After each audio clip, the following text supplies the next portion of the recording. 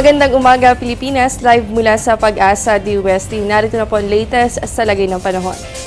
Mga kababayan, sa ating hourly update, kaninang alas 7 ng umaga, huling namataan si Tropical Depression Ruby sa layong 10 kilometers southeast ng Lubang Municipality. Diyan po yan sa may Lubang Island, Occidental Mindoro. Taglay po nito ang lakas ng hangin na nasa 60 km per hour at patuloy po ang kilos ito westward o pakanluran sa bilis na 13 km per hour.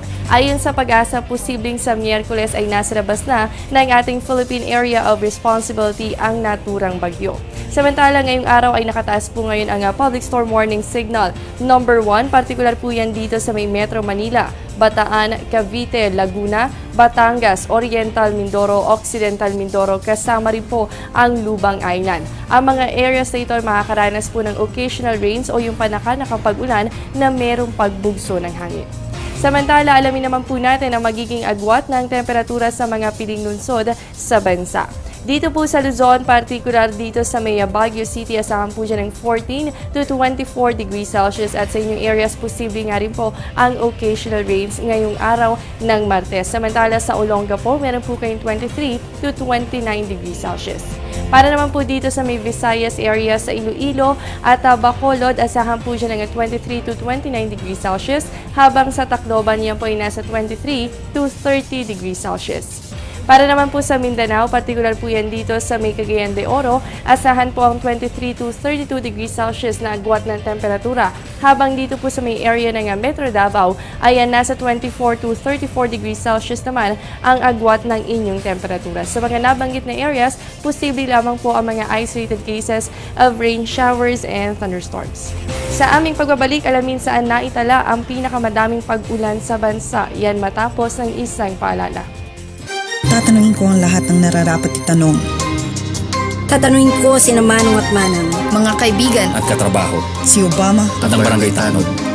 Tatanungin ko ang mga taong dapat tanungin para sa mga bagay na dapat ipaliwanag. Para sa bansang kailangan magtanong. Para sa kinabukasan ng ating bayan.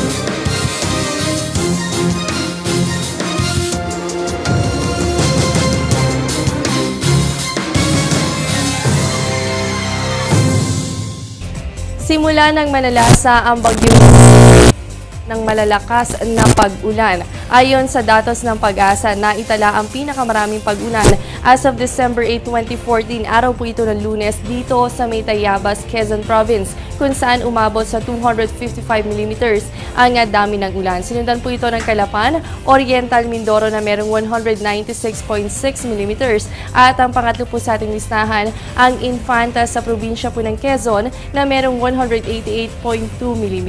Kung matatandaan po natin, nakaranas ng mga pag-ulan ang areas na ito ng baybayin nito nga si Bagyong Ruby ang Southern Luzon. At yan muna ang latest mula dito sa Pag-asa DOST. Manatiling nakatutok sa Panahon TV Express kung saan walang pinipiling panahon ang pagbibigay impormasyon. Ako po ang inyong nakasama, ang inyong weather body Jessie Basco na nagsasabing walang dadaig sa taong may alam at laging handa. Magandang umaga.